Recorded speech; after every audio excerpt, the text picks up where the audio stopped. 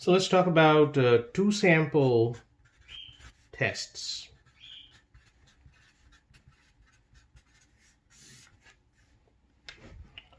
And what are two sample tests? There will be two columns of data. So there should be two columns.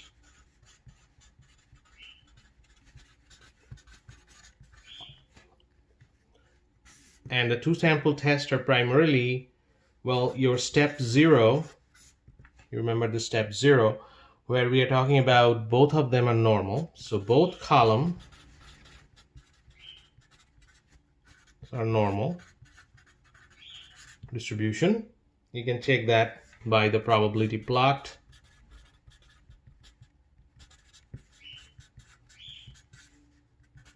P-value from Minitab for all individual columns.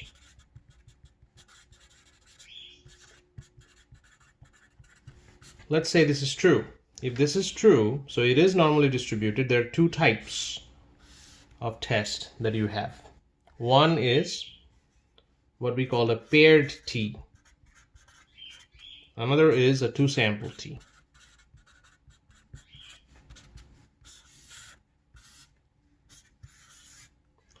Now this is important to understand the difference between these two, because that's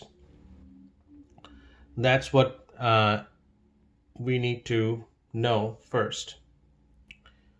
So I'm giving you specific examples from your book. So for paired T, I have an example of page 282,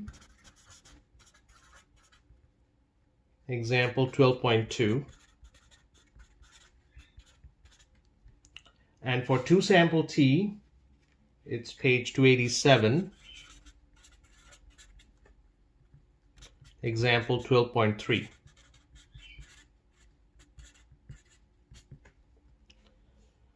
So let's talk about paired T, this example first. Let's talk about this and how it's different from 12.3.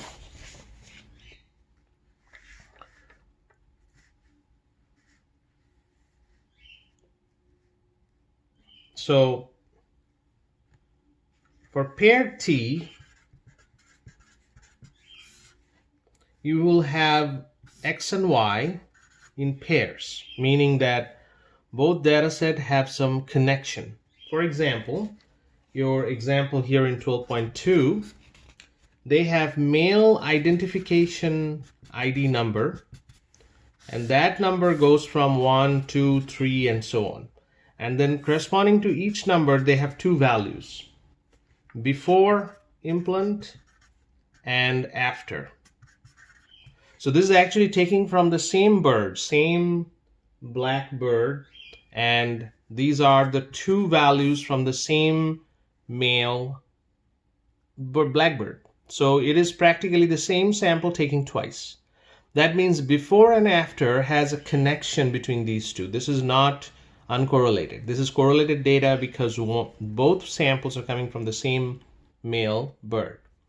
This is what we call the paired T setup. So in paired T, it's always these two data sets are correlated coming from so two data points coming from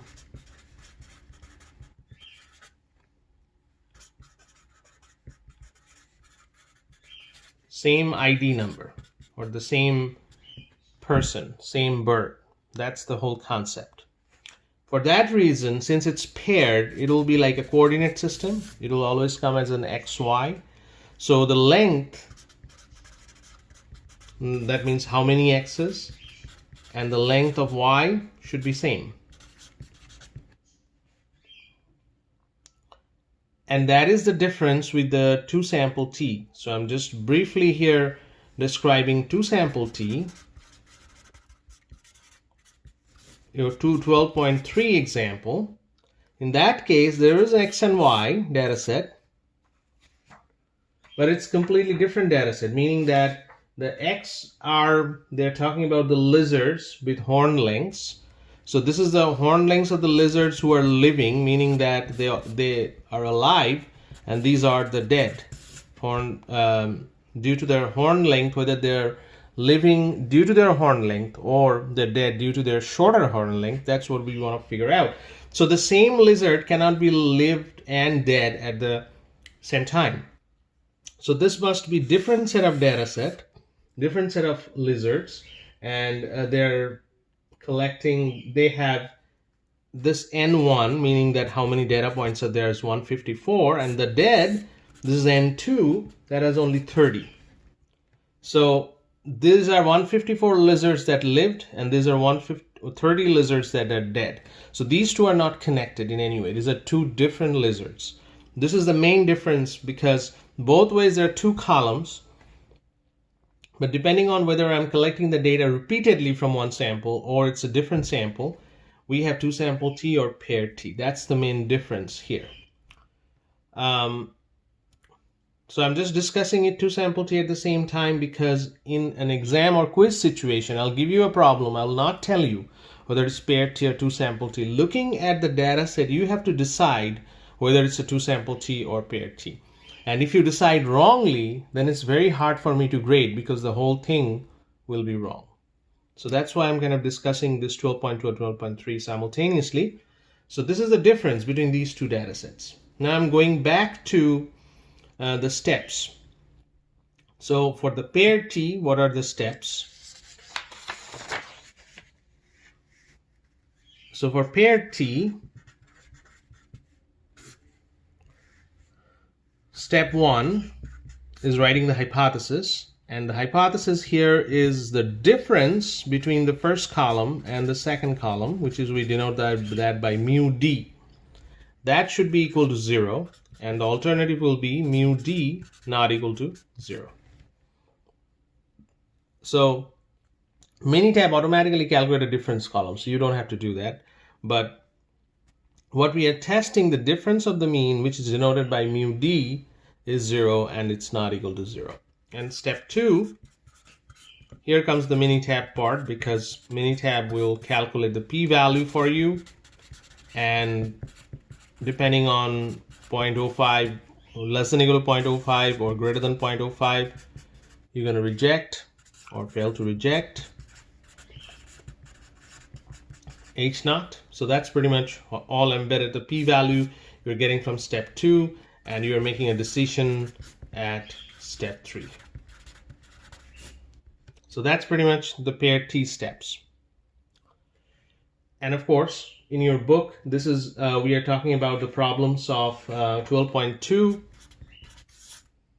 which I'm gonna do that in Minitab to show you how the 12.2 pans out here. Also, you can find a confidence interval, and that will be the mu d in the middle. And again, this is also in Minitab. And this will be the lower limit and upper limit for the confidence interval of the difference. So that's pair T. In two sample T,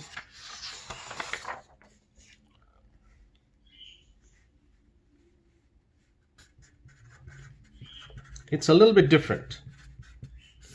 So two sample T means that there is no connection between these two.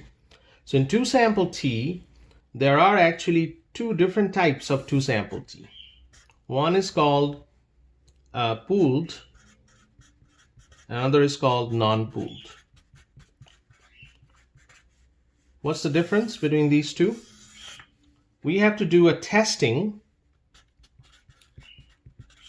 of two sample variants to decide. So this is I'm going to do in Minitab. And I will get a p-value from the Minitab. If p-value is, so the p-value, its possibility is less than or equal to 0.05. That means we reject the hypothesis. What's the hypothesis here? Hypothesis here is sigma 1 square equal to sigma 2 square, meaning that the two variances are same. If we reject that, that goes to the non-pooled. If we fail to reject that, so there's another possibility greater than 0.05, that means we fail to reject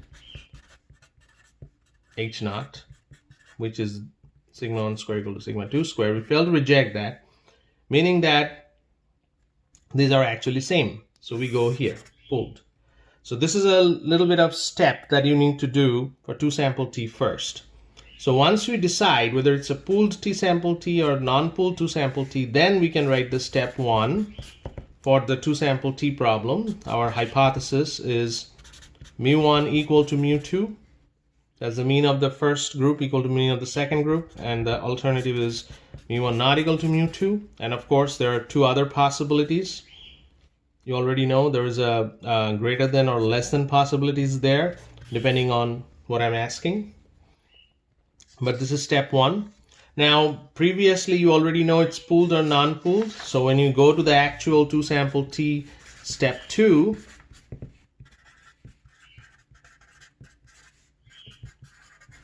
T-test in Minitab,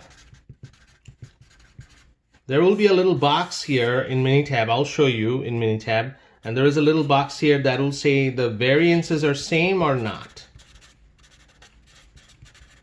So you have to check the box if it is pooled, and you don't if it's non-pooled. And then here are all the other values that you have to put it in to do the two sample T-test in Minitab. And I'm going to show you that, and you get a p-value for the two sample T-test. And if it is less than or equal to 0.05, same idea, reject H naught and fail to reject 0.05, then fail to reject.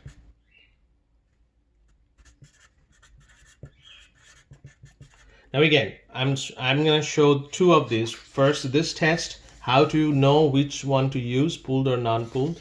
And of course, I'm going to show you the actual Minitab two sample T-test. And I'm going to use for both of them. So your example here is 12.3, that data set I'm going to use. But these are the steps. And of course, in step 3, you're writing your decision whether for 12.3 example, whether the living lizards, that's the mean horn length, is that equal to the dead lizards mean horn length or not?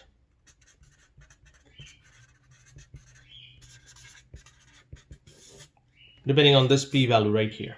So that's pretty much the concept of these two. Again, I'm going to post the data set in Canvas, and I'm going to show you how to do that using Minitab. But this is the concept. Conceptually, you should be very clear what you're doing. And then I'm going to show you with the data how it can be done.